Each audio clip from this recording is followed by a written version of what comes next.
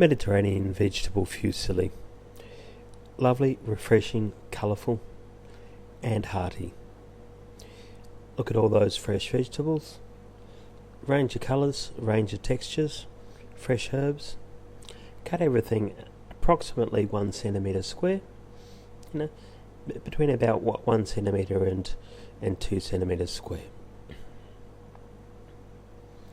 Keep the vegetables separate for the most part, or have vegetables that are the same density together. As you can see, I'm dicing things relatively roughly. It's not precise. Everything's going to cook down and be okay.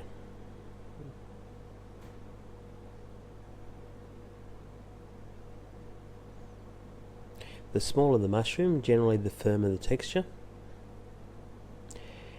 I'm addicted to chilli at present, so a lot of chilli. Generally you wouldn't put any chilli in, or you'd just put a wee bit.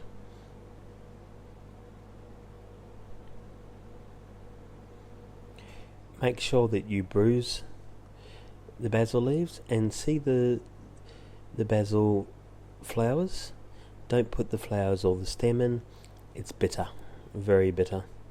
Look how fresh and ripe and beautiful those vine ripened tomatoes are. So there's all the vegetables ready to go. I've just cooked the pasta. It's still warm, still a wee bit crunchy. Add the vegetables in order. I've put just a wee bit of olive oil. Most of the cooking's no fat. It's a non-stick pan. Look how colourful that is. Add my chilli.